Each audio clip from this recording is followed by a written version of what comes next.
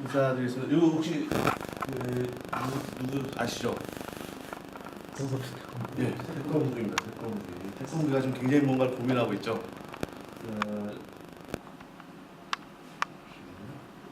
이게 오늘 고장 나가지고 제가 오늘 좀 굉장히 심각하게 고민하고 있습니다. 태권브기가 이게 태권브기가 원래는 그 정의를 가지고 지키는 거 아닙니까? 이게 뭘 지키냐면은 고민하냐면 이 전쟁이냐 평화냐 이것이 문제구나. 이렇게 고민하는데 오늘은 이 한반도 문제를 가지고 2013년 작년 어떻게 보면 뭐 12월부터 했던 한 어떤 좀 위기 지금 어떤 이런 하나의 한 패키지로 좀 볼 수가 있을 것 같은데요. 이 위기의 그 특징하고 그럼 이제 앞으로 어떻게 될 건지 잠깐 오늘 좀 일지별로 쭉 저희가 정리해 보면서 이거를 전망을 해보는 걸로 좀 했으면 합니다. 그래서 저는 오늘 저는 6.15 공동위원회 경기본부 집행위원장 안용입니다. 반갑습니다. 그래서 일단 영상을 통해서요. 조금 뭐 다 뉴스에서 보신 것들인 장면들인데요. 이걸 저희가 조금은 좀 정리를 해봤습니다.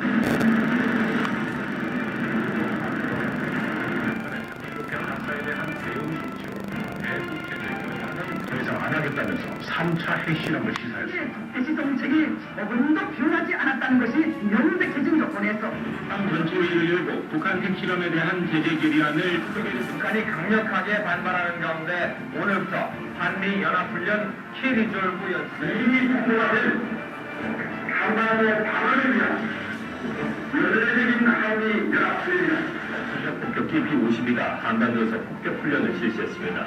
52 폭격기입니다. 적진 상공 18,000m, 1.8km 높이에 떠서 폭격을 퍼붓습니다. 북한이 가진 재래식 미사일로는 격추시킬 수 없는 높이까지 뜨기 때문에 두려울 수밖에 없는 북한은 최근 우리 군이 김일성, 김정일 동상을 종일 타격하는 방안을 마련했다는 우리들은 동조림에서 어려운 속도인데 체제의 유지를 위해 한국의 개발에 전력을 집중하는 것은 국제적인 고립을 자초할 뿐이라고 강도 높게 시작부터 미국 본토와 하와이, 감정을 비롯한 태평양등 작전 정보안의 미제 11약품 기지들과 한미훈련에서 드러난 B-52 폭격기와 핵 잠수함에 이어 오늘은 스텔스 폭격기, 정입니다. 스텔스 전략 폭격기 B2의 한반도 훈련 사실을 보고받고 오늘 새벽 작전회의를 긴급 사실을 쉬지 잡고 않고 날아온 것입니다.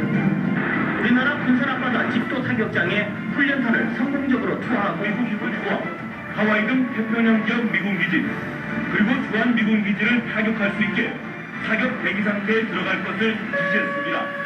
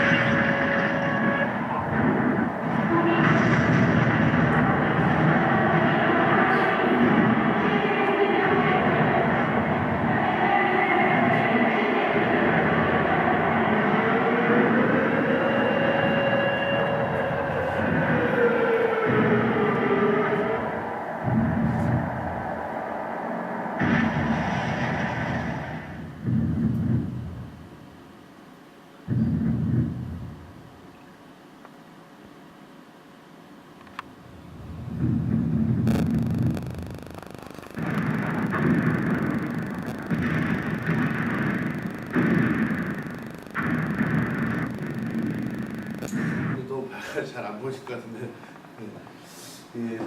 뭐 내용은 뭐냐면 막 서로 이제 주고받잖아요.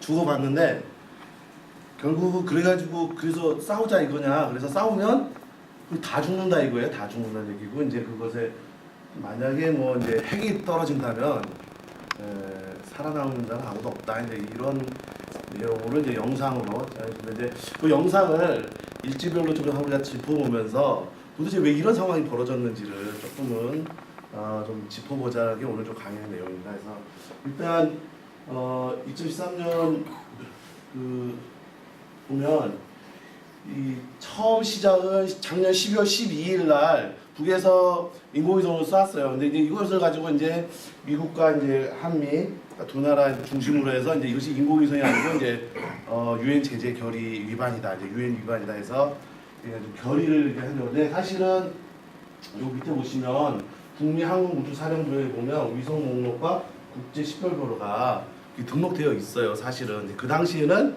막 이렇게 떠들었지만 한참이 지난 후에는 이렇게 등록을 해줬다는 겁니다. 이거고요. 이건 뭐 북미 항공우주사령부가 자기네들이 정한 거니까. 근데 이제 이거에 의해서 이제 결의가 나오죠. 1월 23일 날 대북제재 결의가 나오고, 다시 또 이거에 대해서 북이 반발하죠. 이거에 대해서 반발하면서 다시 여러분 다 뉴스에 아시겠지만은 2월 12일 날 3차 핵실험을 하게 됩니다. 이 3차 핵실험을 하면서 3월 1일부터 독수리 훈련, 그리고 3월 11일부터 이제 키리조 훈련이 시작되죠. 그리고 3월 5일 날 이제 북이 정전협정 백지화 선언을 합니다.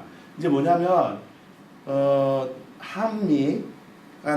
한미와 그리고 북과의 한 축으로 봤을 때 지금 한반도에는 이 정전협정이 서로 쌍방이 싸울 수 있는 이 군사적 충돌을 미연에 방지하고 이것을 조절할 수 있는 기구가 바로 이제 정전협정인데, 이 정전협정을 북이 백지화를 선언한답니다. 근데 11일부터 그거를 발효시키겠다, 뭐 이런 얘기입니다. 이제 왜 11일이냐? 바로 이제 3월 12일 이거는 이제 3차 핵실험자 유엔 2094 채택이고요. 바로 3월 이제 11일 날이 바로 키 리졸브 훈련이 이제 시작됩니다. 3월 11일부터 3월 21일까지.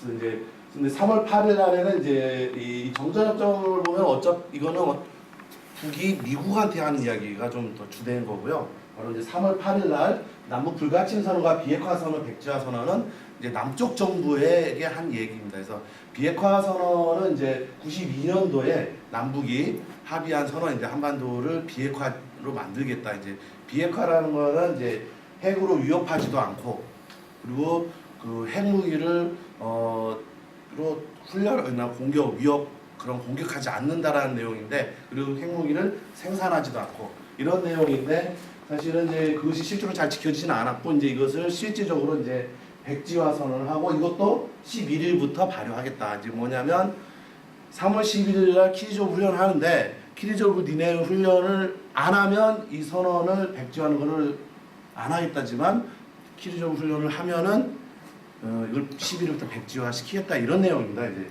그래서 이제 압박을 한 거죠. 근데 압박에 대해서 여전히 그냥 무시하고 3월 11일 날 키리조브 훈련을 하고, 3월 19일 날 이게 B-52 폭격기입니다. 이 B-52 전략 폭격기는 바로 뭐냐면은 그 히로시마에 폭탄을 투하한 비행기입니다. 그리고 베트남 전쟁 때 네이팜탄이라고 아시나요? 이게 툭 터지면 밀림이 불바다로 확 변하는 거를 떨어뜨리는 데요. 굉장히 높은 데서 올라가지고 이렇게 떨어뜨리는 비행기입니다. 그래서 45년도 만들었지만 워낙 너무 그때 잘 만들어가지고 지금까지도 아주 유용한 무기로 쓰이고 있습니다. 그래서 미국이 자랑하는 3대 전략 무기가 있습니다. 이제 그 3대 전략 무기가 바로 뭐냐면 이 본토에서 어디든지 공격할 수 있는 대륙간 탄도미사일 ICBM이 있고요. 그 다음에 바로 이러한 비행기에서 떨어뜨려 쏠 수 있는 이제 핵폭탄을 쏠 수 있는 이 B-50 전략 폭격기라고도 하죠. 그리고 나머지 하나는 잠수함에서 이제 미사일을 쏘는 겁니다. 이제 가장 이제 그 미사일에 잠수함에서 해가지고 한 게 제일 득을 좀 본 사례가 미국의 입장에서는 보면 이제 이라크 전쟁 때, 걸프전 이제 2002년도죠. 그때 750발을 쐈습니다. 3일간 750발. 그러니까는 바그다드 완전히 초토화되는 거죠. 그럼에도 또 이제 후세인은 도망가서 살았죠. 아무튼 그렇고요. 그 다음에 이것이 바로 이제 샤이엔 핵 잠수함입니다. 아까 말씀드렸던 핵 잠수함인데, 이 샤이엔도 걸프전 때 참여했던 핵 잠수함입니다. 그래서 북의 입장에서 보면은 이러한 것들이 대단히 위협적이고 공격적으로 받아들이는 겁니다. 당연히 그럴 수밖에 없죠. 그런데 이제 이 3월 19일 날 이걸 훈련을 공개해서 북한테 겁을 준 거죠. 겁을 줬는데 이제 북이 뭐를 하냐면 3월 20일 다음 날이죠. 동해안에서 이 무인 타격기하고 순항 미사일 저격 훈련을 공개를 합니다. 이게 무슨 말이냐면 이게 뭐냐면 무인 타격기가 이제 그러니까 이제 북식으로 이야기하면 항공모함이든 이제 동해상 근처까지 니네가 들어오면 가서 무인 타격기, 무인 폭격기예요. 그러니까 그래서 이렇게 유도 정치로 조절을 해가지고 폭격을 하겠다라는 거예요. 그러니까는 항공모함 들어오지 말라 이거죠. 니네 까불면 죽는다 이제 이런 얘기입니다. 그리고 이건 뭐냐? 순항 미사일 저격 훈련을 공개했다는 게 이게 뭐냐면요.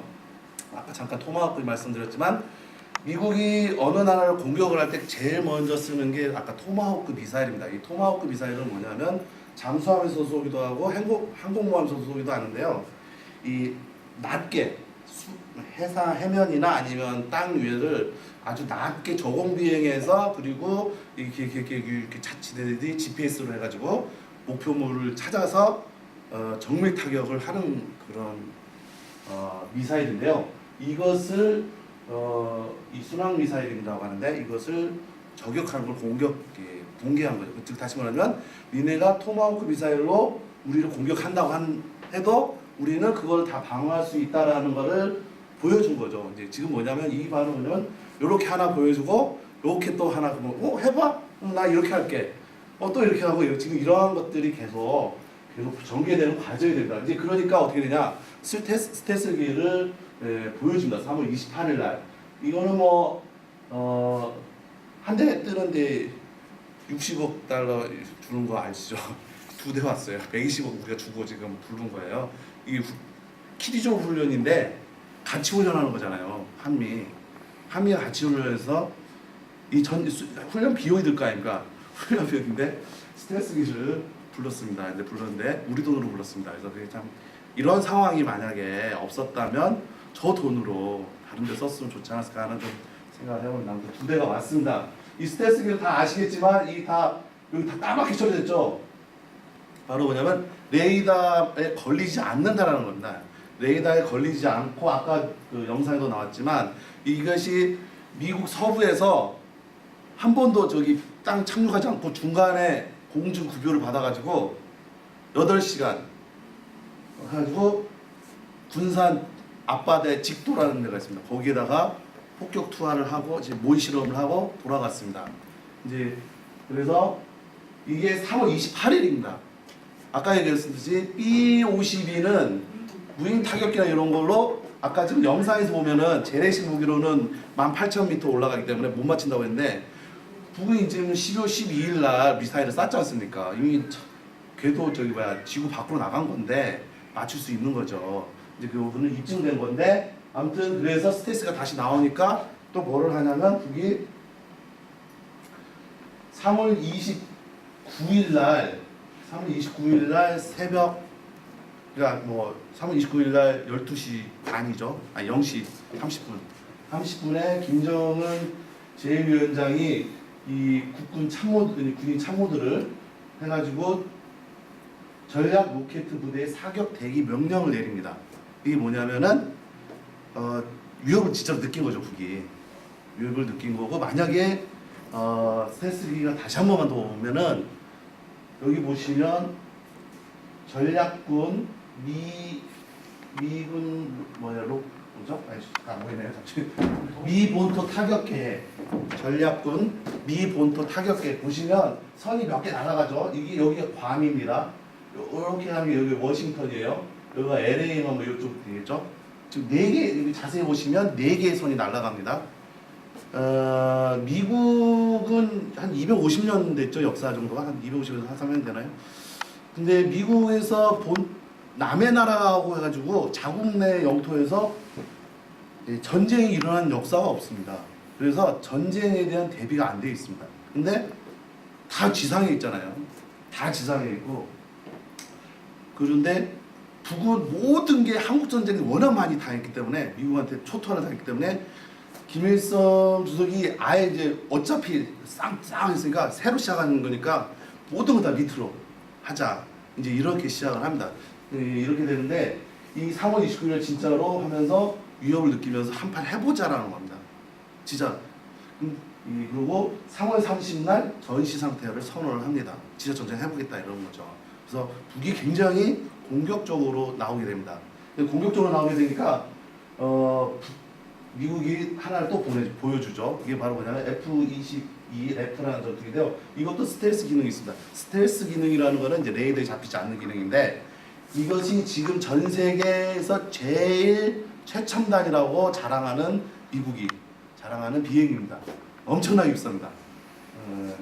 맞습니다. 이제 그러고 이제 바로 이제 여기에 대해서 하니까 북이 이제 막 계속 또 대응하면서 4월 1일 연결 오메가드 감속을 재가동하겠다고 하고 4월 2일 날 김관진 국방부 장관이 이제 요 상황 전에 이건 지금 미국하고 북하고 좀 이렇게 좀 도상 훈련이라고 합니다. 도상인데 요 전에 만년 조중동이라고 하는 사람이 조중동이라는 사람이 이제 그 얘기합니다.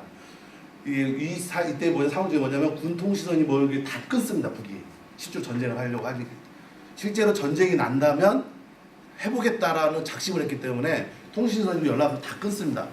끊는데 개성군단이 안 끊고 있습니다. 그래서 뭐냐면 조중동에서 뭐를 이야기하냐면 얘네들이 이거는 달러 박스니까 달러 이걸 해야 되니까 김정은 달러 박스니까 안 끊는다 막 그렇게 하고 아까 영상에 나왔지만 동상 북은 그 김일성 주석이나 김정은 위원장을 가장 최고로 높죠. 그래서 최고조는 못 오게 돼서는 아주 그냥 물불을 가리지 않고 이렇게 대들죠.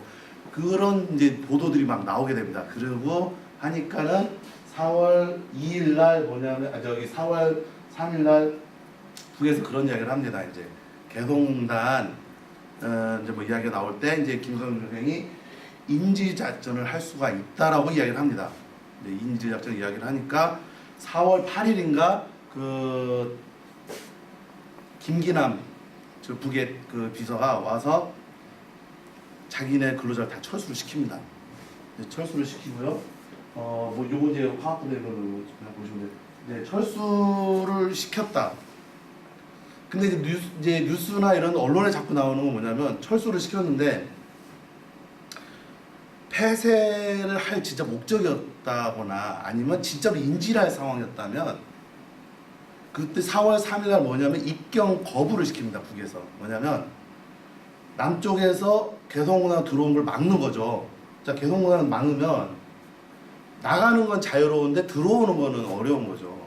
자, 그러면은 이것 자체가 개성공단을 폐쇄할 의지가 있냐 없냐 가지고 또 논할 수는 있지만은 이 북이 그 자국의 근로자를 뺐다라는 거는 사실은 이 인질 구출 작전으로 해서 실제로 자국 국민을 보호하려고 하는 거죠. 이걸로 해서 어떤 인지를 하려고 하는 게 인지를 할 거면 진짜 잡고 군대를 공단 안에 넣어야죠. 부대를. 그래서 대비를 해야겠죠. 근데 자국 국민을 이제 근로자를 뺀 거, 5만 명을 뺀 거죠. 그것은 실제로는 인질에 대한 이제 위협을 느끼기도 하면서 대비를 하면서 개성공단을 끊으려고 할 생각은 사실은 없었던 거죠. 그리고 뭐 그런 이제 이따가 좀 여러 사람이 좀 말씀드리겠지만 아무튼 그리고 이제 4월 되고 근로자 철수를 하고 이 4월 11일, 12일 보면 이제 한국 정부에서 이제 대화 제의를 합니다. 이제 매뉴얼이 좀 바뀌는 거죠. 너무 이제 그 당시에 나왔던 이제 보도 보시면은 너무 상황이 뜨겁다. 좀 그냥 낮추자. 뭐 이런 이야기 좀 있었습니다. 이제 그러면서 대화 제의를 모의를 합니다. 이제 그렇지만은 북이 거부를 하죠. 거부를 하고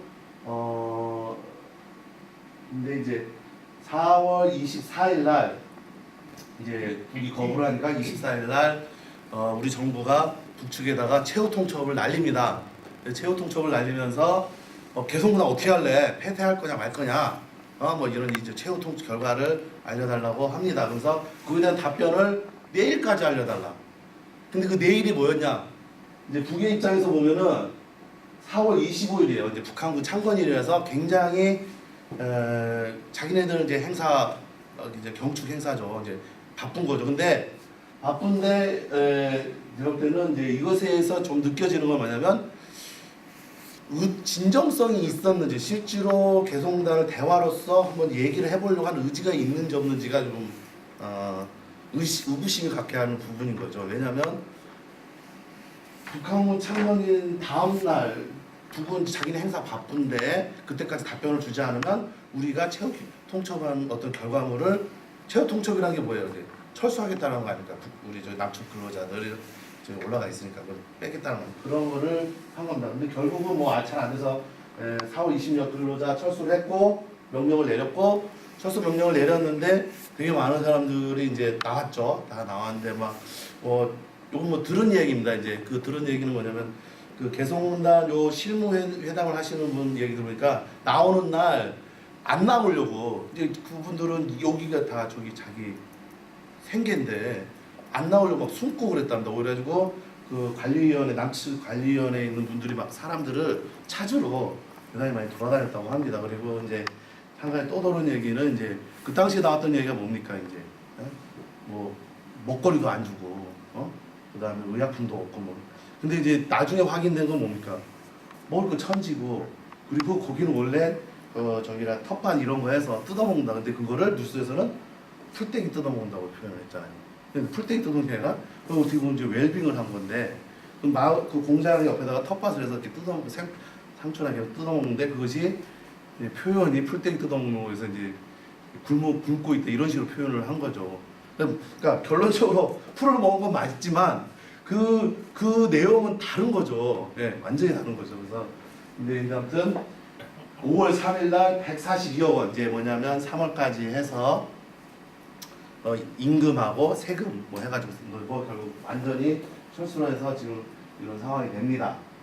그런데 이제 4월 31일 날 독수리 훈련 3월 1일부터 시작했던 2달간의 훈련은 끝납니다. 근데 이제 뭐냐면 2달간의 훈련이 끝나고서 이제는 대화 국면으로 갈 줄 알았습니다.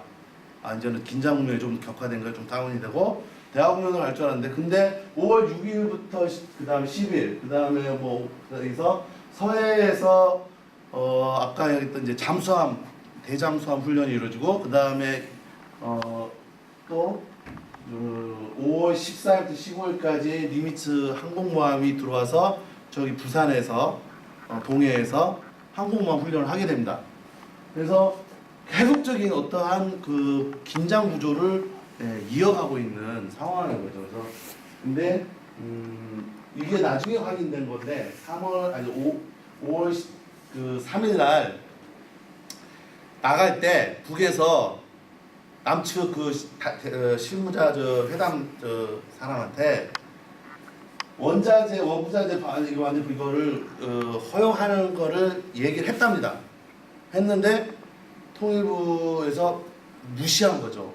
그래서 뉴스에서는 반이 허용하지 않았다라고 잘못 나간 거죠. 그래서 국민들은 이제 그거 가지고 또 난리가 난 거죠. 그래서 사실은 뭐냐면 이거를 통일부가 숨겼다는 건데 사실을. 그리고 어저께죠. 어저께 또 조평통 북의 조평통에서 또 발표했습니다. 개성공단 입주기업 반복 허용하겠다. 이제 뭐냐면 여기서 좀 우리가 이따가 좀 살펴보겠지만 대화 제의를 했어요. 대화 제의를 했는데 대화 제의의 진정성이 지금 제일 많이 나오는 게 두 개 언론에서 제일 많이 나오는 게 뭡니까? 진정성하고 진정성 아니에요. 진정성. 북이 대화를 제의했는데 진정성 있냐? 그 다음에 중국하고 만나서 뭐 육자회담 이야기 했는데 그것도 진정성이 있냐 없냐? 근데 제가 볼 때는 오히려 지금 이 박근혜 정부가 진정성이 있는지 없는지가 좀 의구심이 좀 드는 거죠. 왜냐하면 이런 게 있다라는 것들을 숨겼다라는 거고요. 그래서 뭐냐면 5월 15일 날 이 의사표명을 통일부가 숨겼기 때문에 어떻게 된 거냐면 개성공단 입주기업의 팩스를 같이 보냅니다. 통일부에도 보내지만 여기는 무시한 거죠. 공표한데 그래서 개성공단 입주기업이 팩스를 받았는데 허용한다는 내용이 있는 거예요. 그래서 이게 어떻게 된 거냐 언론에 발표한 거죠. 그래서 한동안 또 떠들썩했죠. 그래서 이런 상황이고 이게 바로 뭐냐면 미니트맨이라는 게 뭐냐면 대륙간 탄도미사일 아까 얘기했지만 B2 전략 폭격기도 있지만 대륙간 탄도미사일도 발사 훈련을 했다라는 겁니다. 그래서 화만도 이 특징을 보시면 북이 굉장히 적극적이라는 거죠. 그리고 철저하게 이렇게 서로 주고받는 상호작용이 일어났다는 겁니다. 그리고 한반도의 본질이 굉장히 드러났죠. 처음에 우리 국민들 3월 달에는 전쟁 안 난다고 다 믿었어요. 근데 3월 말부터는 좀 위기, 경각심을 좀 갖기 시작했죠. 진짜 그런가? 막 그러고 이제 4월 막 10일 날인가 막 되면 북에서 자기네 평양의 주재 외국 나가라고 남쪽에 뭐 외국인들 나가라고 막 그런 것도 하고 막 이러면서 분위기가 좀 국민들도 이게 좀 다르네. 굉장히 좀 그랬던 부분이 있었습니다. 이제 굉장히 한반도 문제의 본질이 좀 드러나는데 사실은 이제 물론 끊임없는 좀 한반도는 60년, 70년 동안 전쟁 위협에 계속 시달렸지만 실질적 전쟁 위기까지 온 상황은 한 12번 정도 이번 3월 올해 초까지 치면 한 12번 정도 된다고 합니다. 그래서 이걸 좀 보면서 이제 지금 한반도의 전쟁 위기가 반복되는 거를 어떻게 좀 근본적으로 끊어야 되지 않겠냐, 이걸 어떻게 끊을 것이냐에 대한 좀 근원적인 문제가 좀 많이 고민이 되고 요구되었던 좀 특징이 있습니다. 그래서 하나씩 좀 보면 북은 왜 그런 적극적으로 막 그냥 사실은 예전 같으면 북은 키리졸브 훈련이나 이런 독수리 훈련을 하게 되면 북은 방공으로 다 들어갑니다.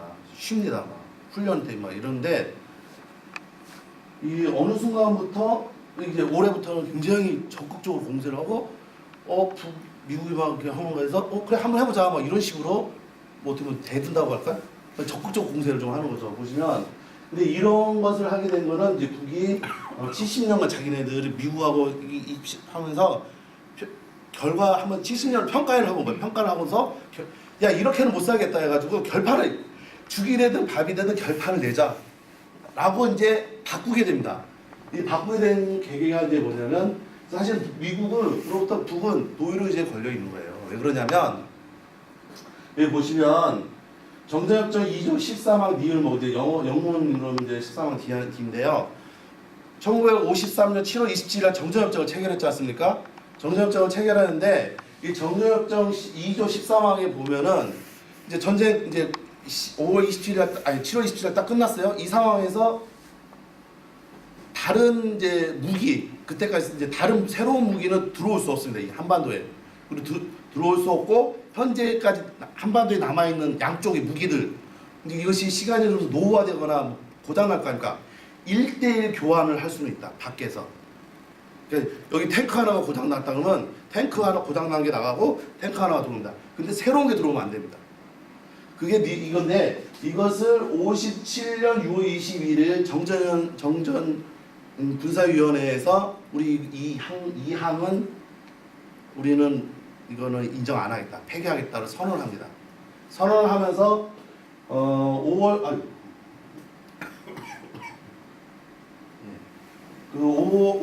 1월 28일 날 핵 미사일이 들어옵니다. 보시면 그리고 이제 푸에볼로 사건 있으면 이제 이거는 이제 푸에볼로 사건은 원산 쪽으로 해서 미군이 그 푸에볼로라는 그 첩보선이죠. 이제 첩보선을 넣었는데 북한군이 잡은 거죠. 그래서 잡았는데 미군이 우리는 공해상, 북한 영해상에 있는 게 아니라 공해상인데 왜 잡아갔냐 해가지고 항공모함이랑 막 해가지고 또 전쟁을 일으킨다. 또 EC-121도 저 비행기입니다. 정찰기인데 북한군이 격추시켜버립니다. 그래서 또 항공모함하고 전쟁 막 분위기 막 합니다.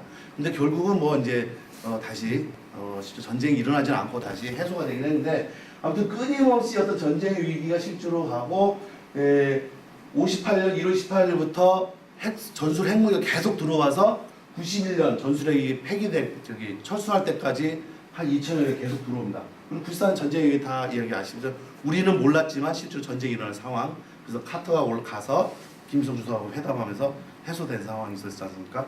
그리고 핵태세 검토 보고서에서 항상 핵으로 선제 공격할 수 있다라는 걸 이제 명시합니다. 이제 이것은 뭐냐면은 그래서 이제 북이 NPT라는 그런 그 핵 확산 방지 조약이라는 데서 탈퇴를 하는 건데 원래는 뭐냐면 핵은 5개 나라 있지 않습니까? 미, 영, 푸, 중, 소. 소련 이제 러시아로 바뀌었고 이제 근데 이 핵 보유국은 핵을 없는 나라를 위협하거나 공격해서는 안 됩니다. NPT에 들어온 나라들은. 그런데 북이 NPT에 들어갔는데 자꾸 위협을 합니다. 그리고 핵으로 공격하겠다고 여기 자기 자신의 핵태세 검토 보고서에 씁니다. 그러니까는 이렇게 해서는 나는 못 살겠다 해서 NPT 탈퇴합니다. 탈퇴하면서 핵을 실제로 만들어가기 시작하는 거죠. 그리고 핵 우산은 이제 뭐 미국이 일본과 한국을 핵으로 보호해주겠다는 게 핵 우산입니다. 즉 다시 뭐냐면 북의 입장에서 보면은 굉장히 위협적인 거죠. 북하고 미국하고 경제력은 500배가 넘게 차이 나지 않습니까? 이건 비교가 안 돼. 경제력이나 군사력이나 어느 뭐로 비교가 안 되기 때문에 위협을 느낄 수밖에 없는 거죠. 그렇기 때문에 북의 입장은 뭐냐면 쳐들어오면 방어적 차원에서 막 이렇게 싸우고 그런 자존심이 세니까 뭐 이렇게 했는데 이제 달라지는 거는 바로 뭐냐면 아까 이제 이따 얘기했지만 핵실험을 성공을 하고 인공위성 성공을 하면서 미국 본토를 공격할 수 있고 그러면서 미국이 함부로 못하겠구나. 지금까지 핵과 핵을 가진 나라는 싸운 적이 없거든요. 그럴 때 그걸 하면서 이제 이렇게 하게 되죠. 그 다음에 주변국, 북을 제외한 미국, 중국, 러시아, 그 다음에 일본과 한국은 미국의 그 핵 우산에서 때문에 북의 입장을 항상 두려운 거예요. 모두가 다 핵을 갖고 있고 나만 없기 때문에. 그렇기 때문에 핵을 가지게 될 수밖에 없는 거고 그런 끊임없는 위협에서 이제는 좀 70년간의 어떤 종집을 찍고자 하는 거예요. 그런 찍고자 하는 속에서의 바로 이제 뭐냐면 그 성공이다. 이것도 이제 똑같은데 70년 안에 20년 부분이 가장 북미 간에 특히 핵 가지고 첨예하게 싸우게 됩니다. 바로 93년부터 싸우게 되는데요. 6월 11일 94년 제네바 뭐 이렇게 쭉 해가지고 이렇게 해서 계속 북하고 합의문을 냈습니다. 합의문을 냈는데 항상 미국은 약속을 어겼다. 물론 미국도 북이 어겼다고 이야기를 하지만 실제로는 미국이 먼저 어긴 게 너무 많습니다. 바로 이제 그 경수를 지어주기로 했는데 경수를 안 지어준다든지 중유를 주기로 했는데 중유를 안 준다든지 뭐 이러면서 북은 다 했어요. 핵을 동결하고 IAEA하고 카메라 설치하고 근데 안 들어줬어요. 결국 그걸 다시 그래서 뭐 IAEA 그 사람 쫓아내고 하는 거 사실은 그러한 약속을 미국이 먼저 깨트린 거죠. 근데 언론상에서는 북이 먼저 깨트린 걸로 항상 나왔다는 거죠. 이거는 팩트적인 사실적 관계는 좀 확인해 보면 알 수 있다 이런 거고요. 이제 또 하나는 뭐냐면 12년 인공위성 발사 이후에 이제 뭐냐면 작년 4월 13일 북이 한번 쐈어요. 사람들 실패 아시죠? 실패를 했어요. 실패를 했는데 8월 중에 미국에서 8월하고 그래서 2번을 평양을 몰래 들어갑니다. 미국 관리가 들어가서 뭘 하냐면 오바마가 재선을 하는데 11월 재선인데 그때까지 미사일 안 쐈으면 좋겠다. 그래서 쏘면 재선하는데 이제 또 분위기가 니까 안 쐈으면 좋겠다 해가지고 발사를 유예해달라고 요청을 했습니다. 근데 북한이 들어준 겁니다. 그래서 오바마 재선을 했죠. 그 다음에 북은 12월 12일 날 쏜 겁니다. 근데 그 당시에 12월 12일 날 쏠 때 우리는 12월 19일 대선이었죠. 대선을 겨냥해서 북이 쏜 게 아니고 미국과의 발사 유예를 한 거예요. 약속을 지킨 거예요. 그래서 그 2월 29일 날 229 합의라는 걸 냈지 않습니까? 그래서 거기에서 했는데 바로 발사 유예를 해서 약속을 들어주고 그래서 협상이 될 줄 알았는데 미국이 뒤통수를 친 거죠. 유엔결의 제재 위반이라고 하면서 또 이렇게 제재를 하게 들어가는 거죠.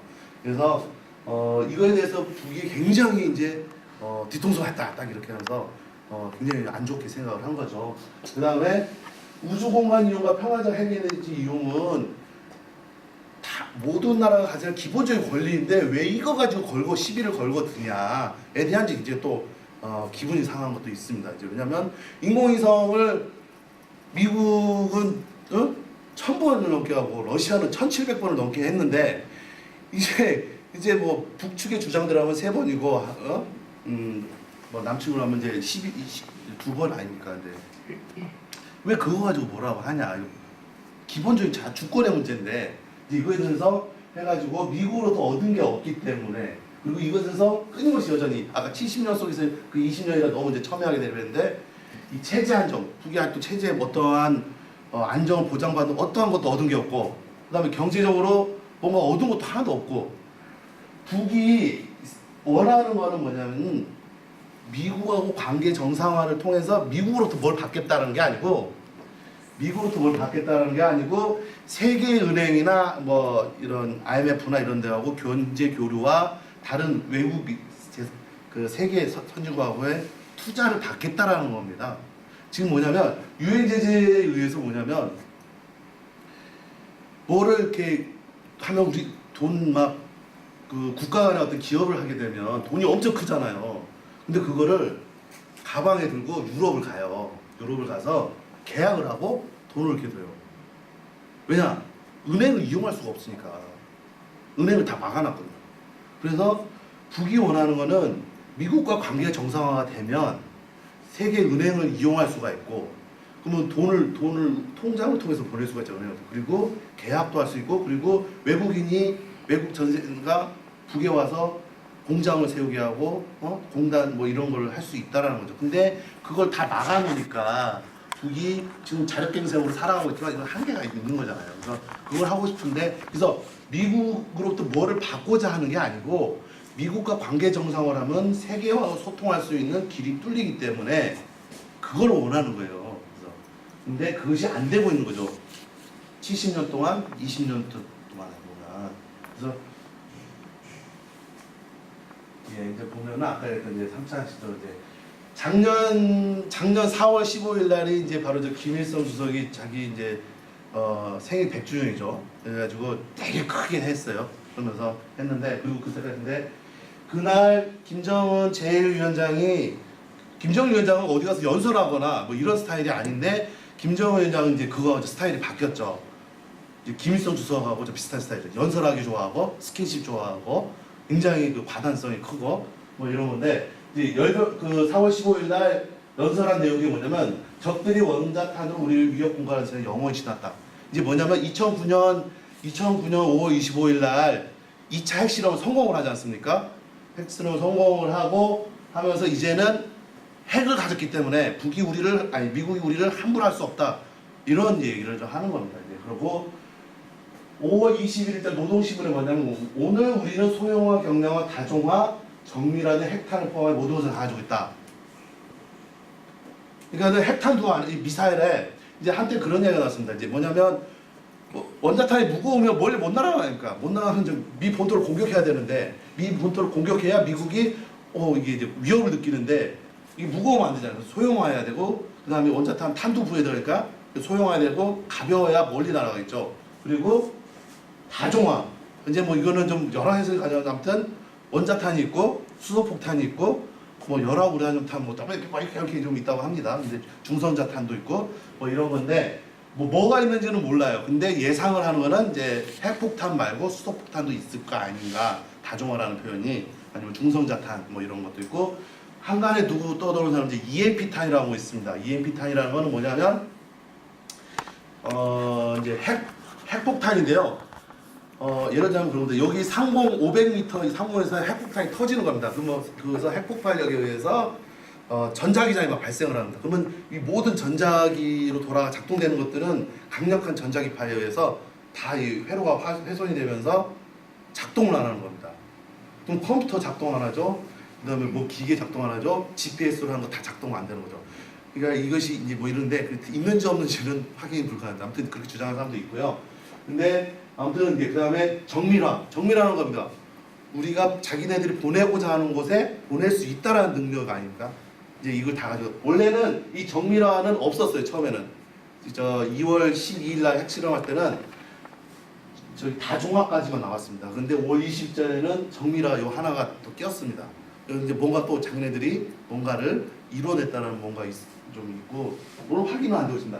그 다음에는 핵을 가지로 인해서 이제 뭐냐면 3월 31일 날 노동당 중앙위 전원회의에서 이제 뭐를 하냐면 핵 무력과 경제 건설을 함께 밀어 나간다라는 병진 노선을 채택을 합니다. 이것은 뭐냐면 핵을 가지게 되면 사실 핵은 경제적으로 저렴하죠. 그래서 여러 재래식 무기를 만드는 데 드는 비용을 민수 경제나 민간 경제에 돌리는데 쓰겠다는 겁니다. 핵을 가진 거여서 이제 이 군사력의 많은 부분을 민간 경제로 돌리겠다는 겁니다. 이제 북이 이제 못 사겠다 이런 거죠. 너무 많이 힘드니까. 사실 북은 남쪽하고의 어떤 군사적 대치를 염두에 두면서 군사력을 키우는 게 아니에요. 철저하게 미국을 대상으로 해서 군사력, 방위력 뭐 이런 걸 키우는 겁니다. 그렇기 때문에 당연히 북의 입장에서 보면 가랑이가 찢어지겠죠. 남한하고 북한하고 경제력만 비교해도 한 45배 이렇게 이야기하거든요. 그만큼 남쪽이 많다. 근데 미국하고 하면 이게 되냐 이거죠. 근데 핵이라는 거는 탱크 수가 몇 개 맞냐 이런 게 아니잖아요. 지금 대체로 이야기하는 거는 핵무기를 북이 갖고 있는 한 10개에서 13개 사이 이야기합니다. 요 이야기는 뭐냐면 억지력이 있다라고 이야기합니다. 이제 억지력이 뭐냐면 여기도 공격을 하잖아요. 그럼 여기서 또 맞받아 쳐야 하잖아요. 두 번을 맞받아 칠 수 있는, 이게 한 번을 쳤는데 내가 이제 없어, 핵무기가 없어. 그러면은 완전히 이제 되잖아요. 근데 여기 했는데 또 재공격할 수 있는 무기가 한 이제 9개 이상 정도 돼야 그래서 재공격을 할 수 있는 거를 수량을 가져야 억지력이 있다고 이야기를 합니다. 근데 대체로 이야기하는 건 10개에서 13개. 그리고 북은 전 세계 우라늄 매장량 1위입니다. 그럼 북은 플루토늄도 있지만 우라늄을 농축해가지고 끊임없이 이렇게 핵무기 원료를 만들어냈습니다. 왜? 우라늄 너무 많으니까. 전 세계 매장량 1위니까요. 이런 거고요. 아무튼 그래서 경제적 문제든 그런 이제 미국으로부터 끊임없는 위협. 우리는 뭐 그런 거에 대해서 느끼자면 북은 미국으로부터 위협에 대해서 굉장히 노이로제가 있는 거죠. 이거에 대해서 그래서 이제 이렇게는 못 살겠다. 그리고 이제 어차피 미국하고 한번 해볼만 하지 않냐. 이제 이런 생각을 가지게 된 거죠. 네, 그래서 하게 된 거고요. 아까 철저한 상호작용 이제 뭐 이렇게 보면 이제 한미 독수리 훈련, 킹시 훈련하면 아까 북에서도 상륙 훈련 합니다. 그리고 반상륙 훈련하고는 이제 뭐 인천 상륙작전 막 배가 들어오면 이거를 또 막 저격하는 그런 훈련이겠죠. 반상륙 훈련 그런 거고요. E-52 폭격기 동원하니까 문이 닫혀 가고 순항미사일 보여주니까는 그다음에 자연고사포라고 막 이런 거 보여주고 아까 이제 그 자연고사포라는 게 아까 뭐냐면 토마호크 순항미사일을 타격하는 미사일 이름입니다. 이제 북이 그렇게 이야기를 하는 거죠. 그다음에 남쪽에서 개성공단 야 다른 데 다 통신을 끊었는데 남쪽 저기 개성공단 안 끝내? 그거는 이제 니네 달러 돈 되니까 뭐 이런가 보거나 했고 이제 김정은 뭐 비자금이니까 뭐 이런 식으로 이야기를 한 거죠. 그러니까는 북측에서 그래? 우리 그 폐쇄시킬 수 있어. 그러고는 또 인질 이야기하니까 또 자국 국민도 빼고 뭐 이렇게 되는 서로 이제 계속 박근혜 이렇게 되는 상황이 좀 벌어지게 된 거죠. 그리고 요 며칠 사이에 처음으로 그런 게 있었죠. 박근혜 대통령이 이제 이렇게 해가지고 김정은 지휘위원장이 이제 그렇게 하면 안 된다 그리고 핵과 경제 가지고 그런 성공할 수 없다. 그건 도박이다. 뭐 이런 식으로 하니까 바로 다음 날 저기 조평통이 아니라 정치부에서 해가지고 박근혜 대통령을 또 막 인신공격을 막 하죠. 그러니까 또 그때까지는 서로 지도자에 대한 실명을 거론하지 않았는데 박근혜 대통령이 하니까 북에서도 하기 시작하는 거예요. 이게 자꾸 여기 주고받거니 이렇게 하는 거죠. 그러면서 계속 분위기가 다운이 되는 게 아니라 격화시켜지면서 이제 골은 더 쌓여지면서 이게 격화되는 지금 상황이 있는 거죠. 이제. 그래서 이거는 한쪽만 도발하는 게 아니라 서로 지금 하고 있다. 이 고리를 악순환의 고리를 끊어야 되는데 쉽지는 않다. 이제 그러한 것 중에 보면 우리는 사실은 어떤 도발을 한 게 없고 북이 다 도발했고 우리가 다 대응한 것처럼 이야기하지만 사실관계는 그렇지는 않다라는 거예요. 아까 그랬지만 박근혜 대통령이 먼저 이야기하니까 북에서 또 이렇게 박근혜 대통령에 대해서 이렇게 뭐라고 하는 거죠. 그런 거죠. 그리고 그 동해에서 대장훈련을 하니까 미사일 훈련을 또 같이 하는 거고 이런 남쪽에서 달러 박스라고 하니까 북쪽에서는 그럼 우리 개성보다 폐쇄하겠다고 이야기하고 이런 그다음에 인지구치 작전을 하겠다. 실제로 이제 미군 부대 투입해서 인지구치 하니까 그럼 우리 근로자 빼야겠다. 이러한 거는 서로 도발이라고 했는데 사실관계는 좀 일지별로 정리해 보면 남측이 자꾸 자극하는 면이 좀 있다.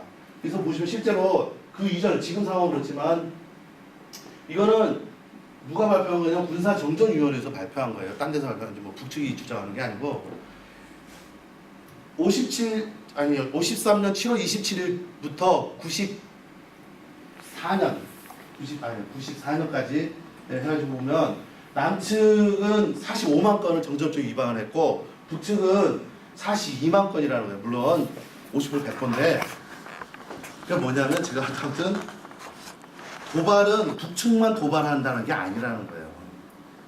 남측도 굉장히 자극을 많이 했다라는 거를 저는 이야기를 하는 거고요. 그래서 철저한 상호작용이 있다. 그 다음에 한반도 문제의 본질이 드러나는 건 아까 잠시 말씀드렸던 전쟁 위기가 계속적으로 반복되기 때문에 이것을 근원적으로 해결할 평화체제가 요구되어지고 있고 그런 목소리가 커지고 있는 거죠. 그래서 좀 대북 정책에 대해서 좀 변화가 필요한데요.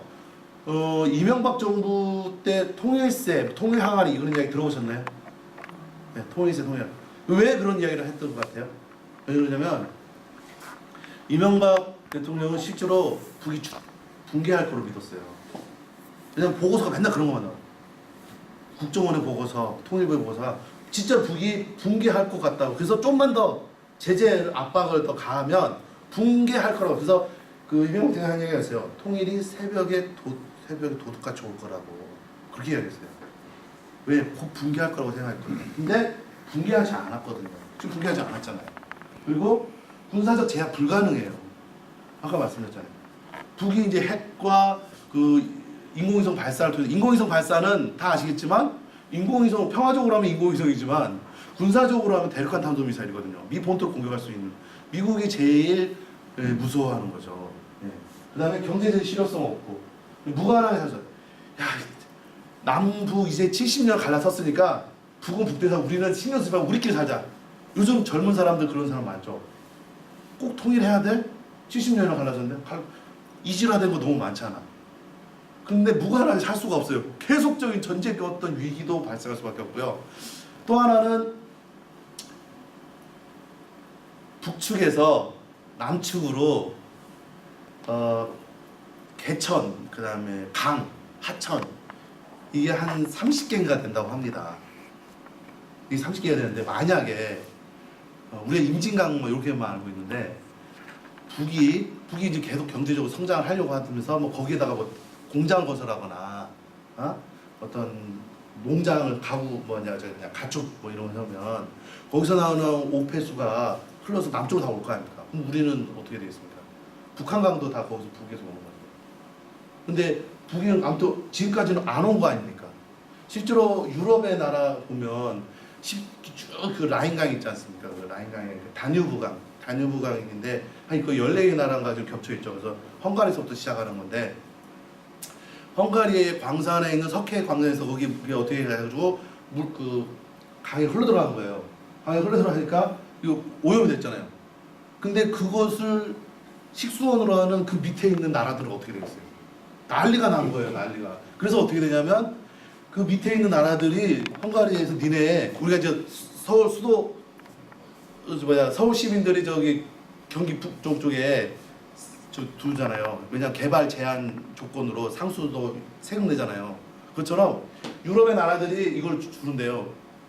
헝가리에 줘요. 근데 안 주잖아요, 우리는. 만약에 진짜 서로 간에 감정이 해서 더 한다면 그런 일일 수도 있고, 지금 말하면 무관하게 살 수가 없다라는 거예요. 아무튼 이제 그래서 이것을 이렇게 바꿀 필요가 있다. 아까 했던 전쟁 이후 행동을 중단시키고 이것을 서로 간에 불신이 너무 크니까 행동 대 행동, 말 대 말 하면서 차츰차츰 너무 어떤 일괄적으로 안 되고 그 다음에 대화교류하고 평화협정을 체결해서 근원적으로 전쟁의 위협이 다시는 반복되지 않게 하자 이런 거. 그리고 6.25 14선을 통해서 남북이 함께 번영할 수 있는 길 찾아보자 이런 겁니다. 일단 북이 붕괴하지 않는 거를 보면은 뭐 지금 뭐 정권의 안정적 이해하는 건 당연히 아시죠. 뭐 그다음에 이런 거 뭐냐면 94년 333이라는 게 있었어요. 뭐냐면 김일성 주석이 7월 7일 날인가 죽었어요. 사망했는데 그때 뭐였냐면 우리나라 이제 남측의 언론에서 뭐였냐면 김정일 위원장은 색을 좋아하고 영화광이고 그다음 맨날 술만 먹고 정치할 줄 모른다. 아버지 후광으로 된 사람이다. 그래서 이 북은 3일 안에 망하고 좀 걸리면 석 달, 적어도 늦어도 3년 안에 망한다 했어요. 근데 안 망했잖아요. 그다음 95년 북이 이제 대홍수 나고 가뭄 나서 이제 북수술이라는 고난의 행군 시기라고 했어요. 고난의 행군 시기 했는데 아무튼 버텼잖아요. 그리고 실제로 그 북이 망할 줄 알았어요. 그래서 클린턴이 93 제네바 때 그 경수를 안 지어준 이유는 북이 진짜 망할 줄 알았거든요. 근데 안 망했어요. 그 다음에 2011년 김정일 국방위원장 사망했잖아요. 김정은 나이가 어리다. 정치 경험이 없다. 군부의 휴대일크다. 망할 줄 알았어요. 헌재하잖아요. 작은. 그다음에 뭐 다 하죠. 북우 제일 중요하게 여는 게 뭐예요? 1심 단결이잖아요. 1심 단결인데 김정은 정권을 대항할 반대 사유가 없어요. 거의 없다고 보면 될 거예요. 제가 볼 때는. 그렇기 때문에 정권이 안정되어 있다 이런 거고요. 그 다음에 실제로 보면 북은 붕괴하지는 않는데 이거 식량 문제는 그냥 간단하게 이거는 FAO라고 세계 식량 기구에서 이야기하는 건데요. 보시면 쌀이 286만 톤. 지금 여기가 어디? 제가 지금 아무튼 옥수수가 140 여기 140만 톤. 그다음에 밀이랑 보리랑 이렇게 해가지고 요게 475만 톤이에요. 콩까지 하면은 이제 근데 뭐냐면 뭐 이제 돼지고기도 좀 이야기하고 그냥 나중에 하고 뭐 물고기도 하고 뭐냐면 북의 인구가 2,500만 명이에요. 남쪽하고 딱 반인데 2,500만 명이 한 사람당 2,500만 곱하기 200g씩 먹는다고 한 끼를 200g의 어떤 먹는다고 치고 계산하면 뭐냐면 550만 톤의 식량이 필요하다고 합니다. 이거는 이제 통일부에서 이제 이야기하는 겁니다. 일반적으로 북의 식량이 필요한 식량이 550만 톤. 근데 550만 톤인데 아까 했던 475만 톤이잖아요. 75만 톤이 부족한 거예요. 그 통계를 보면. 근데 아까 얘기했지만 그 표를 다시 좀 올라가면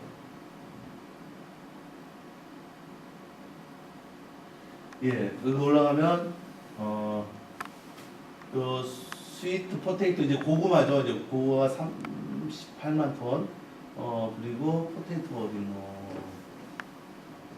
안 보이는데 여기서 잘 저기. 아무튼 이제 뭐냐면 제가 말씀드리고자 하는 거는 아까 얘기 이거예요. 475만 톤이에요. 근데 여기에 감자도 사람이 먹잖아요. 고구마도 먹잖아요. 근데 감자는 수분이 많아요.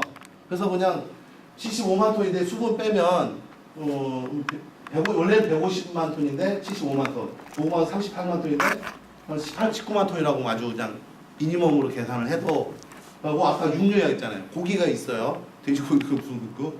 합치면 663만 톤이에요. 그러면 필요한 550만 톤에 보다 더 많다라는 거예요. 지금 아사자 이야기 안 나오잖아요. 탈북자 이야기 잘 안 나오잖아요. 근데 그럼 이거는 뭐냐 죽지 않을 만큼은 돼요. 그러니까 우리가 밥을 먹을 때 밥만 먹지는 않잖아요. 반찬도 있고 국도 있고 뭐 그다음에 또 생선도 있고 그런 거잖아요. 이렇게 한 상 차려야 하는 거잖아요. 근데 현재 상태는 부족한 밥하고 좀 몇 개 반찬 한두 개 정도 외에는 없는 거예요. 그리고 점심 때는 또 옥수수 먹었다가 저녁에는 또 뭐 이렇게 이런 식으로 근다고 해서 근데 굶어 죽는 지금 95년도부터 98년까지였던 그 고난의 무 시절이라고 하는 그때의 아사자들이 막 나오는 상황은 아니다라는 거예요. 즉 다시 말해서 북이 붕괴하지 않는다라는 왜냐면 그 당시에는 먹을 게 없어서 굶어 죽기 때문에 다 막 국경을 뛰쳐나온 거거든요. 예, 그렇다는 거고요. 그래서 이거는 이제 지금 보면 통일거리라는 북한의 통일거리 시장이에요. 그리고 북한에서 바나나 날 리가 없잖아요. 수박, 여기 다 열대요. 파인애플. 이거 어디서 오고 있어요? 중국 남방 뭐 그런 거 어딘가에서 오겠죠. 예, 중국을 이렇게 해가지고. 근데 내가 보면 굉장히 우리가 생각하는 것 이상 우리가 생각하는 것처럼 그렇게 뭐 물자가 없고 이런 상황은 아니다라는 거죠. 이제 잠깐 이걸 좀 보시면 군사적 제약 불가는 요 부분에 하나만 보면은 뭐 될 것 같아요.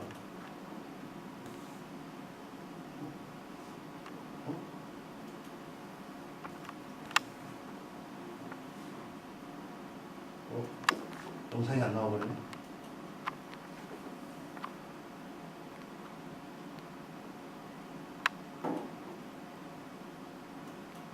솔직히 전제 3일, 딱 3일이면 이겨요. 일본같이 딱 북한 핵설만 벙커버스 북한으로 부시면요. 벙커버스터는 이미 북한에서 대비했고요. 부신다 해도 방사능 낙진 때문에 남북이 둘 다 체르노빌 되는 거죠. 본격적으로 전쟁이 시작되면 피해가 얼마나 되는 거죠? 대전 하루 만에 군인은 20만, 수도권 시민은 150만 명이 죽거나 다칠 겁니다. 네. 일주일이면 군병력은 최소 100만, 민간인은 500만 명이 죽거나 다치고요. 피해액은 1,000억 달러, 피해 복구 비용은 3,000억 달러. 잠시만요. 뭐라고요? 이게 다 94년 기준입니다. 현재면 2배 이상 늘어납니다. 그래도 한미 연합군이 끝까지 밀어붙이는 이길 수는 있겠죠. 근데 그쪽도 가만히 있지는 않을 거기 때문에 남북이 둘 다 60, 70년대 수준으로 떨어질 거고요. 40살 이하 남자는 거의 다 죽는다고 보시면 됩니다. 민족의 공멸이죠.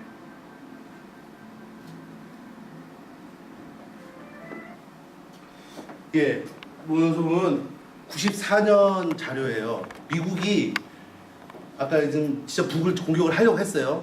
공격을 하려면서 이거 전쟁일자 하면 어떻게 될 것 같은지 니네 시뮬레이션 해가지고 보고서 제출해봐 했어요. 했는데 이제 결과가 이거예요. 지금 대본 내용이에요. 그러면은 94년인데 개전 일주일 만에 500만 명이 죽는다고 했는데 지금은 2배라고 이야기를 하잖아요. 그럼 1000만 명이잖아요. 일주일 안에 서울 시민이 다 죽는 거예요, 그냥. 근데 이게 전쟁이 일주일만 가냐고요. 아까 처음에 얘기했지만 끔찍한 상황이 됐어요. 그렇기 때문에 94년에 전쟁이 안 일어나는 것도 클린턴이 굉장히 고민을 많이 했는데 자기네들 이걸 못하는 거예요. 감당이. 베트남 전쟁에서 미군이 5만 명 정도 죽거든요. 그래서 그런 통계가 있어요. 그래서 미군이 5만 명 이상이 죽으면 전쟁이 중단된다는 이야기가 있어요. 베트남 이야기랑 그런 이야기에서 아무튼 미군이 5만 명 넘으면 전쟁이 중단된다. 반전 여론이 너무 커지기 때문에 뭐 그런 얘기가 있습니다. 그래서 아무튼 군사적으로 현재 이제 북이 대륙간 탄도 미사일과 아까 보여줬던 막 그런 북의 무기들이잖아요. 북이 그렇게 재래식 무기가 낙후하지 않다라는 걸 자기네들이 보여준 거죠. 막 미국하고 서로 이제 최첨단 무기를 보여주면서.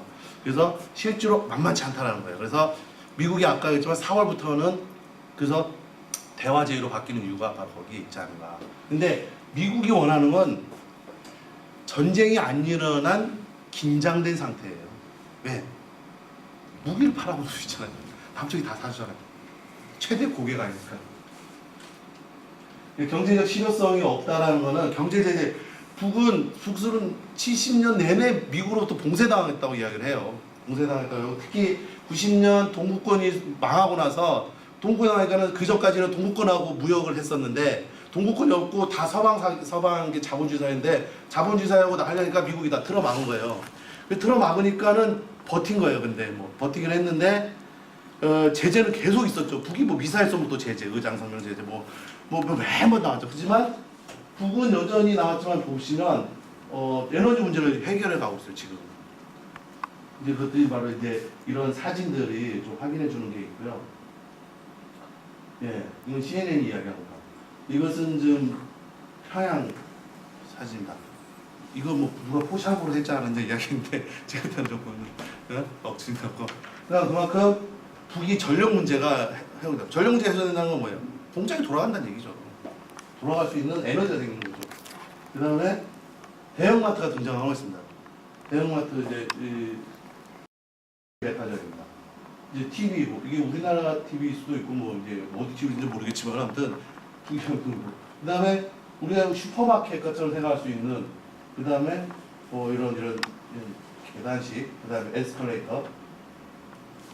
그러니까 우리가 생각한 것처럼 북이 굉장히 지금이라 조금씩 경제가 살아나고 있다 이런 좀 이야기를 좀 해드리고 있습니다. 유원지를 굉장히 얘기한다. 유원지를 막 만들고 있습니다. 유원지를 만드는 만약에 먹고 살기 지금 제일 급한데 그 유원지를 만들 돈으로 인민들 먹여 살릴 식량을 부여하거나 인민들을 먹여 살릴 경제적 어떤 해야 되는데 유원지는 어느 정도 그것이 아까 말씀드렸던 식량 문제가 해소되어가는 과정이 있기 때문에 사람이 먹고만 살 수는 없지 않습니까? 문화적 생활을 해야 될 거 아닙니까? 돌고래 쇼를 만들었습니다. 돌고래. 처음으로 이제 돌고래 만들어서 돌고래 쇼를 하고 있는 거고요. 이제 요거는 이제 보면 유원지인데요. 북한에도 워터파크가 있습니다. 평양 시내에 자리한 대형 워터파크. 다양한 시설은 없지만 야외 워터슬라이드까지 갖춘 인기 나들이 코스라고 하는데요. 여기 있던 프로젝트랑 혹시 어디다 두셨나요? 여기 뒤에 있던 프로젝트랑 북한에도 놀이공원, 즉 유희장이 있습니다. 우리의 바이킹에 해당하는 저기, 대신에도 있고 네. 자이로드롭하고 똑같이 생긴 급강하탑, 궤도 휘건반 등의 놀이시설을 갖추고 있고요. 만경대 유희장 안에는 전자 오락실도 있습니다. 컴퓨터가 많이 보급되지 않은 북한에서는 이런 게임을 즐기는 게 쉽지 않은데요. 아이들은 물론 어른들도 이곳에 오면 전자오락의 재미에 푹 빠져들 것 같네요. 이것은 우리에게도 익숙한 오락기구죠. 간이 샌드백으로 힘자랑하기. 그런데 그 점수판을 한번 볼까요? 왼쪽부터 허약자, 늙은이, 멋쟁이, 체육인, 힘장수, 강자라는 그 등급 표현이 특이합니다. 예, 재밌죠. 강자, 허약자 말씀하셔서 뭐 있는데, 그러니까 북이 경제가 살아나고 그리고 문화 생활을 할 수 있게끔 하는 그런 것들을 굉장히 많이 만들고 있다.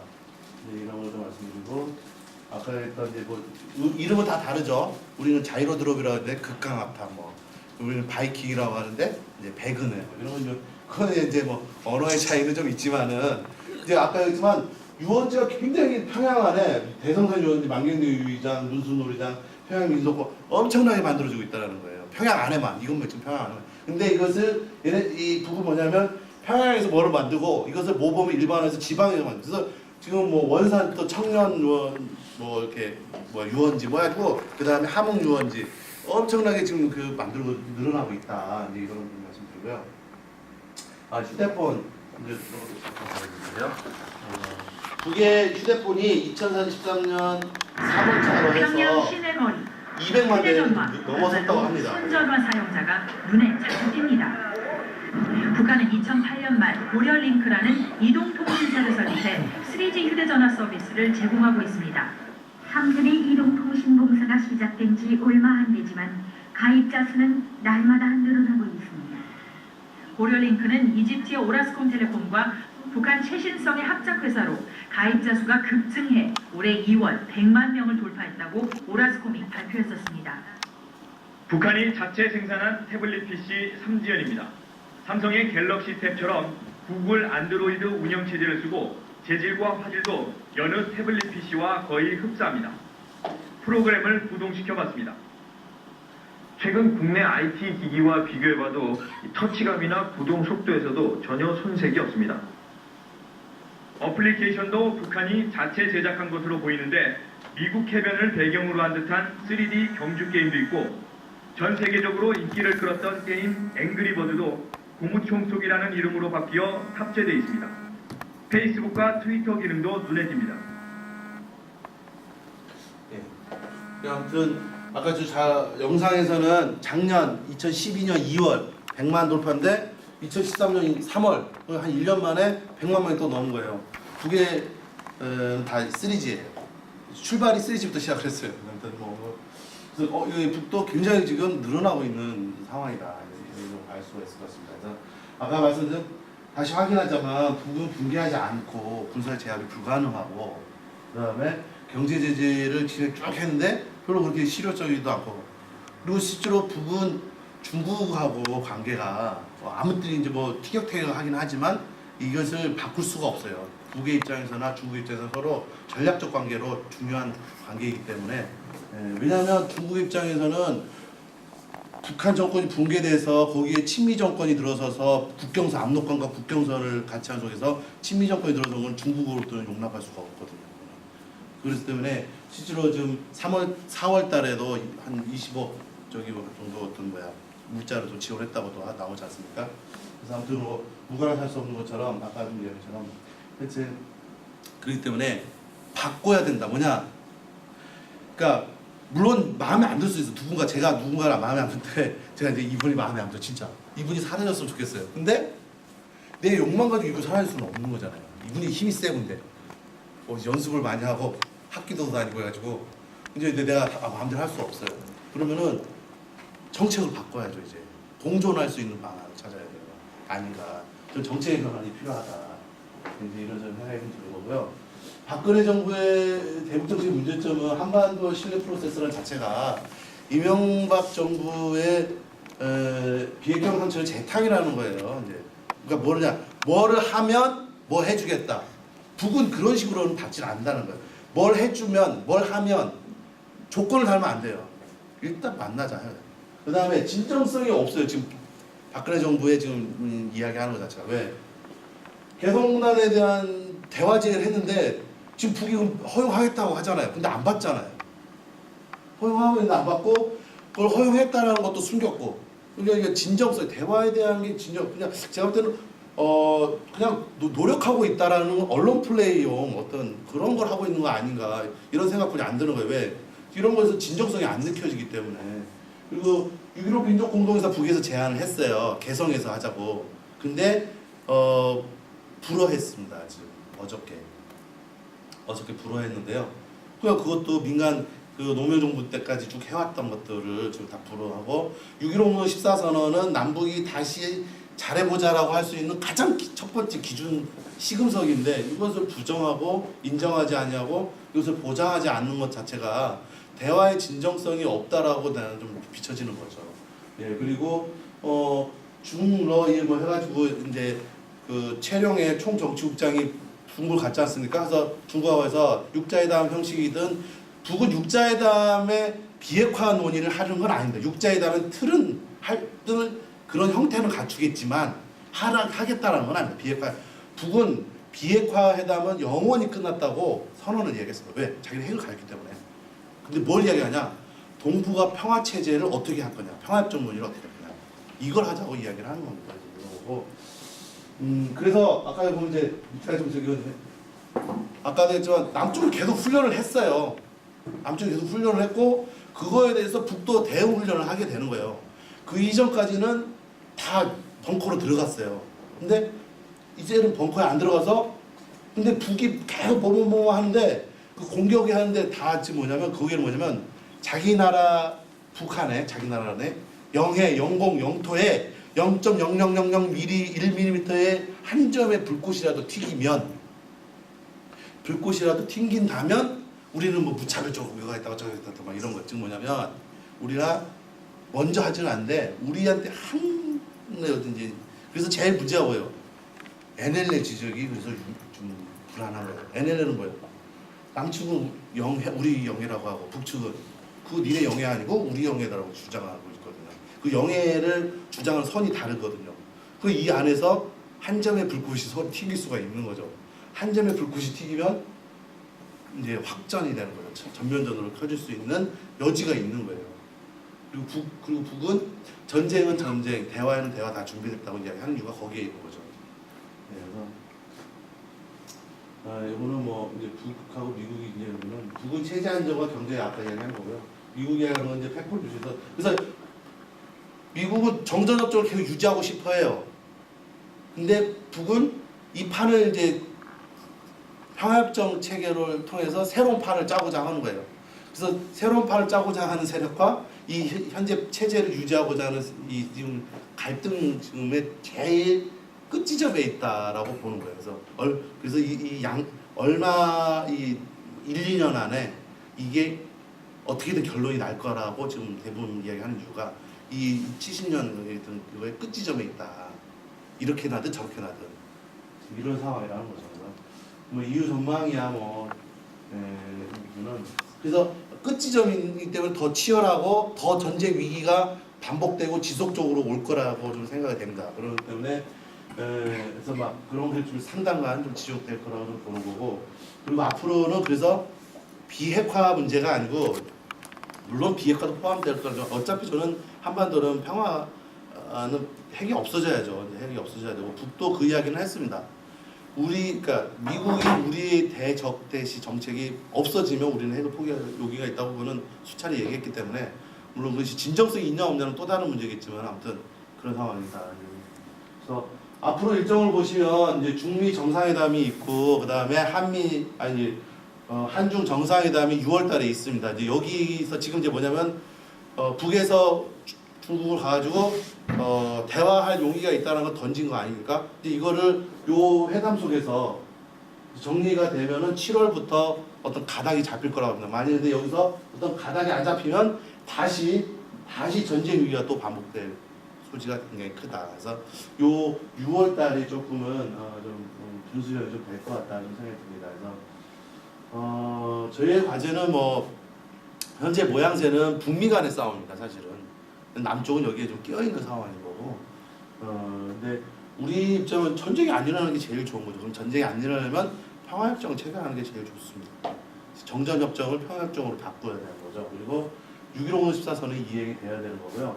그래서 한반도가 항구적인 평화 속에서 번영할 수 있게끔 가야 될 것 같다는 생각이 들고요. 이 두 가지가 꼭 실현이 돼야만이 한반도는 전쟁 없는 평화로운 세계에서 번영하는 코리아가 될 수가 있다 이런 생각이고요. 한반도에 전쟁이 없고 그리고 핵도 없고 그리고 저렇게 행복 지수가 전 세계에서 1위가 되는 그날이 왔으면 좋겠습니다. 이상 마치겠습니다. 수고하셨습니다.